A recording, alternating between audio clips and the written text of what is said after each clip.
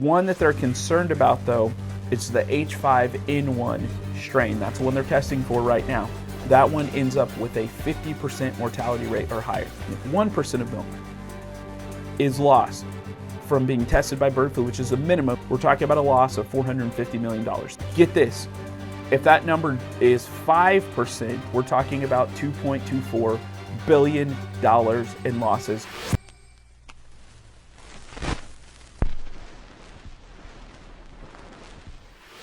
Hey, welcome back to the show. A little bit of Christmas edition. You can see I'm wearing some Christmas garb right now. I don't know, like it come bearing gifts of the President of Information, I think, here. Despite the holiday cheer and everything else, I want to talk about something that's really important, something we're not talking a lot about right now, and it's bird flu. We're not talking a lot about bird flu because we're really distracted. I mean, we've got Ukraine, we've got Gaza, we've got the whole Biden pardon thing, inflation, et cetera, et cetera. No matter what you feel about it, this issue is still important. Now, we track things like this, bird flu, diseases, like all that kind of stuff. We pay attention to what CDC puts out, right, and what's happening across the country. And so here's what we've watched happen over the last year and a half. Initially, of course, we've got these bird flocks are coming in, they're causing all these issues, they're carrying bird flu, right? And then all of a sudden it starts affecting poultry. For those of you guys who don't know, there are millions of poultry that had to be killed last year because they were infected with bird flu. From there, we actually saw it make the jump, and it actually started affecting humans, and then we actually saw the first human deaths happen this year because of bird flu, this particular outbreak. And now this is something that's big, and you'll find a link to the article down in show notes there. But they actually just said that they're testing all the milk in the country, every bit of the milk, for signs of bird flu. Now, here's what's going to happen. You'll go look at bird flu and be like, man, is it really a big deal? Is it what he's talking about? Well, you'll find all these scientists and doctors and stuff that are like, oh, well, it's really rare to affect humans and like all that kind of stuff or whatever, which is true, except for if they're testing all of the milk, all of it, for signs of bird flu. That's a lot of milk, right? Just to give you guys an idea of what that is, I've actually got a number here in front of me. We produce about 223, it's actually 223.72 billion pounds of milk in this country. That's a lot of milk. And you get to test all of it because they're that concerned about bird flu. That's an enormous undertaking, right? So it's pretty serious. Now, I want to be clear. I'm not trying to get anybody to freak out at all. I'm not going to stop drinking milk. My family's a milk family. We drink a lot of milk, right? So we're not going to stop drinking milk, but I'm telling you, it is important to be informed because this is an issue for sure that's completely and totally avoidable. I'm going to talk about that here just a little bit. But what I want to do first is I want to give you guys an idea of what some signs of bird flu are. First of all, that's me protecting you guys, the folks. I'm always looking out for you guys. Really just thinking about, farmers. Man, you guys are number one on the front line. You guys are at the biggest risk here. It's like, man, we love what you guys do. We absolutely love that you guys are in the tradition, man, of old America, and that's absolutely amazing. And so we want to make sure that you guys stay safe here. And you guys are dealing with situations where you've got these birds that are in these barns. They're loafing up right up above on top of some of these barns coming in from the sides, coming into these pole barns, coming in through the fronts and the backs or whatever. And you guys know it. You'd see black flapping wings instead of food in the troughs. Because there's so many of these starlings by the tens of thousands. This is bird migration season. So it's like, man, tons and tons and tons of birds, right? We want to make sure that you guys stay safe. So let me tell you guys some signs of bird flu so you can catch it early. It's things like, it's really flu-like symptoms. So it's like fever, cough, sore throat, tiredness, and shortness of breath or being hard to breathe. And that can escalate to the hospital. So you want to make sure that you get that taken care of if you're starting to see it pretty quickly. Talk to a physician, knock that out. Now, here's something I want to make sure I inform everybody about, right? There are two different strains here. There's your H7N1 strain that's got over a 30% mortality rate if it turns into hospital. The one that they're concerned about, though, is the H5N1 strain. That's the one they're testing for right now. That one, if there's a hospital visit, that one ends up with a 50% mortality rate or higher. A 50% mortality rate or higher. So if you start to experience symptoms, you want to get in there and try and kick that in the head as quickly as possible. But I'm just telling you, there's a strain where it's like 50% or higher mortality rate when you get all the way, when you start to get into those symptoms have lasted for a little bit, and they're testing all the milk, all 223 billion pounds of milk. They're testing all of it for signs of this strain. It's serious, right? Totally avoidable. What carries it are a couple of the big two, and then a third factor. So your starlings, we've got big starling migrations, millions and millions and millions of starlings in this country, right? They're those blackbirds that flap in the air in these huge, huge flocks. They're called murmurations. They have a tendency to kind of change directions midair. That's what it looks like. All right. You guys in the farming and ag communities, you guys are really familiar with that type of thing. And most everybody has seen these kind of birds before, pretty medium-sized-ish birds to small birds. All right. But these guys are massive carriers of this bird flu strain. Pigeons, of course, are big carriers, and pigeons don't migrate, so they stay around year-round. Most of these farms are used to seeing pigeons all the time, and then starlings kind of seasonally, right? And then, of course, seagulls are one that have emerged over time, used to be more on the coast and started to migrate inwards, and so we're seeing a lot of activity as carriers across those birds. This is what's crazy, guys. For those of you guys that are at home, or farmers, if you've got pets or whatever, let me tell you guys what bird flu affects, right? Because it's not just humans that we're concerned about. If you guys are doing poultry, but then also doing hogs or whatever, right? And you're dealing with pigs, bird flu affects pigs. It affects cats. If you've got cats around, it affects cats. It affects dogs. If you've got dogs around, bird flu affects dogs. Minks, ferrets, this is crazy. Tigers, leopards, seals, sea lions, foxes, raccoons, bats. That's not all of them. I'm just giving you guys a handful of things that are actually affected by this thing. It's a really, really big deal. So you want to make sure, I would think about, especially in those environments, if you're feeding, if you've got cats or something, you're feeding them milk. That's something I'd be thinking about, right? Think about limiting the exposure that your dogs actually have, out there to those barns that you've got out there, right? Just think about that. And then I want to talk about some of the effects too, right? Here's what this looks like from a dollars and cents standpoint as well, right? If somebody gets sick with bird flu, it's going to cost them around $500. Low side $100. To somewhere around $500, just trying to kick that thing and kick it in the butt, make sure that doesn't turn into a hospital visit. Definitely well worth it if you compare it to the cost of a hospital visit, right? But it's going to cost at least $100 to $500 to kick it. If it turns into a hospital visit, you're talking about up to about $50,000. So there's real financial ramifications of a stew, in addition to cost of life and all that kind of stuff, just to treat it, to actually get rid of it. The production loss. So here's what's interesting. There's production loss from bird stress, and this is actually proven. When you've got a whole bunch of birds that are out there and they're inside these barns causing issues, it actually causes some stress and some strain on the cows that are actually producing milk in the first place, right? You guys are already losing money from that. In this country, we lose about $550 million a year already from stress that's induced to cows. Because of these birds that are, it's stuff like, if they're up above and they're in those beams, right, and then they're on the purlings or whatever, and the droppings are falling down. Bird droppings are acidic, and those droppings will sit on the hides, right, and eat through the hides of cows. It's absolutely crazy.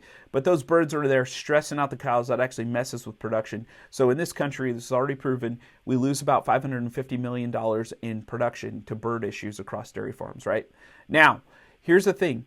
If milk is detected as infected, we are going to lose at minimum about 1% of the milk that would be produced in this country. 1%. Now, I'm going to give you some numbers here. This is a little bit staggering. The loss of infected milk at 1% will cost $447 million. The loss of milk that's infected at 1%, if 1% of milk is lost from being tested by bird flu, which is a minimum if it starts testing positive, we're talking about a loss of $450 million. So remember, we're already losing $550 million a year due to birds, and then now because of birds hanging out there and also being carriers of bird flu, we're losing another $450 million. That is $1 billion in losses because of birds at these farms. Get this. if that number is 5% of milk, which is a fairly probable number, 5%, we're talking about $2.24 billion in losses from disposal of milk that has to get thrown out. That's almost, if I pair that with losses of production from bird stress, we're talking about almost $3 billion. Now, here's what that does for you at home. Like if you drink milk and you're just wanting to be more informed, right? Here's what it does for you. That would cause an increase, a price increase per gallon of milk, which is sitting at about $42 a gallon national average right now. That would push that up to around $4.51. That's about a 9-cent increase. What that increase looks like nationwide is about $2.34 billion. $2.34 billion in increase, and you'll see some stats and some stuff in the links below, but $2.34 billion in increase spending for the American people on something that's totally avoidable because of the bird flu. Now, all I'm talking about is milk production. I'm not talking about the downline stuff, cheese, and other things that fall into the dairy category. I'm not talking about those losses, right? We're talking about billions and billions and billions of dollars in losses. We're talking about the potential for lives lost, hospital visits, all sorts of stuff. And now they're testing all the milk for it, right? And then it's like, oh, it's low chances, and so let's not actually talk about this, right? That's crazy town, right? And then here's what happens.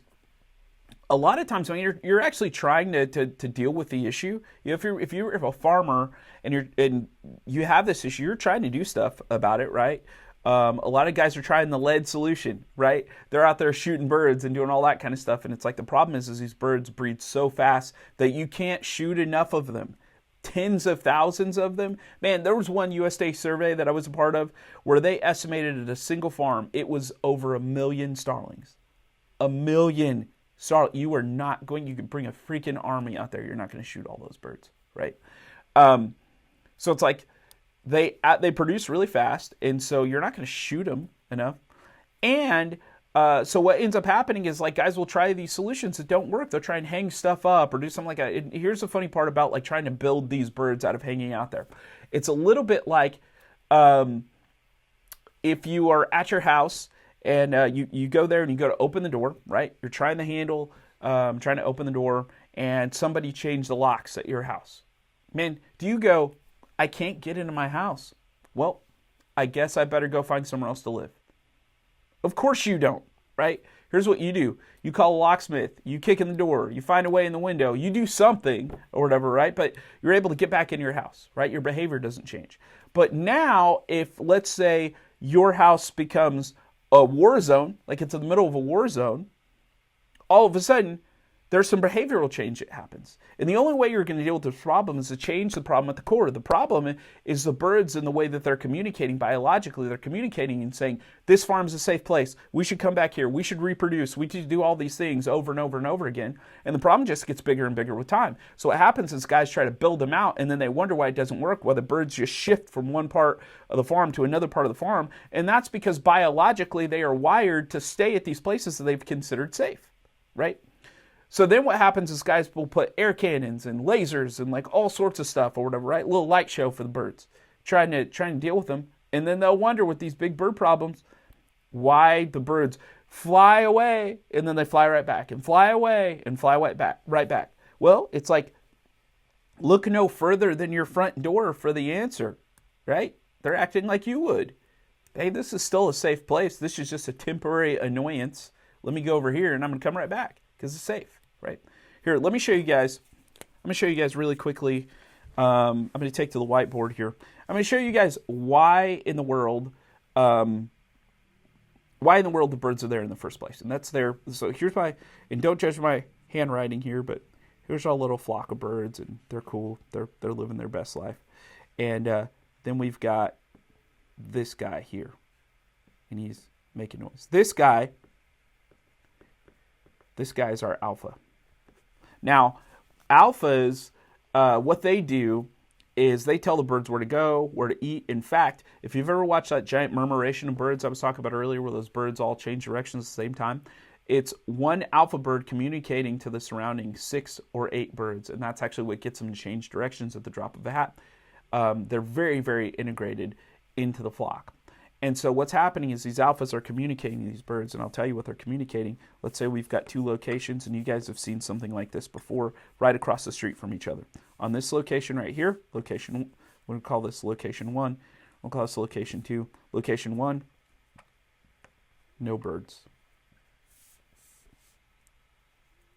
For some reason, this location is unsafe, right? This location here, we've got birds hanging out, and this location is safe. What's the difference between these two locations? The difference is, over here, we've got our alpha, and he's telling these birds here that this is a safe place. On the other side, we've got our alpha, and he's telling these birds here that it's not safe. So it's like, don't go to this location, go to this location, right? That's exactly what these alphas are doing, and that's how it works.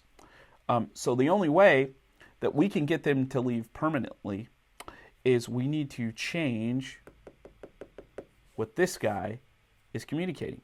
We need to get him now to say, hey, this location, number 2, is unsafe. And that's the only way that we're going to change it. Now the birds fly off, and they live the rest of their happy bird life somewhere else, the alpha leading them in a different direction, right? That's how that works. We got to change their behavior. We got to do stuff that works, right? So we can actually take care of this problem. And, stop trying this stuff and spending money. That's the other part that's frustrating. It's like we spend money on it and it doesn't work. What do we do? We're like, man, I've spent money on this. I've tried this. Nothing works. I'm just going to live with it. And so many people just live with it, right? And it's like, that's a problem. Now we're testing on the milk for signs of bird flu. And that's also not talking about other things of birds. I mean, birds carry and transmit around 65 other diseases. A lot of those are diseases that also affect cows, so I know you guys are farmers. You guys know the cost of a dairy cow. You're talking around $3,000 or so, and then that cow's producing almost $5,000 in milk. That cow goes down, you're talking $8,000 loss or whatever, then $3,000, and then you got to get it up and going and do all that stuff all over again, right? So it's like we want to be looking at solutions that work. And so stay tuned for the next podcast. In the next episode, I'm going to talk about an actual solution that works here, and how you actually get the birds to change their communication, because the problem, again, is not a location problem. The problem is a communication problem. It's not an access problem. It's a communication problem. So instead of addressing the symptom, we want to address the core problem and get them to change what they're doing at a core biological level. So take some time. There's going to be a lot more episodes like these coming. Mash that subscribe button so that you can know when a new one gets released and not miss out on anything that's awesome. And then stay tuned for the next episode. So we've got a whole lot more coming on how to actually take care of problems exactly like these and a bunch of other scenarios too.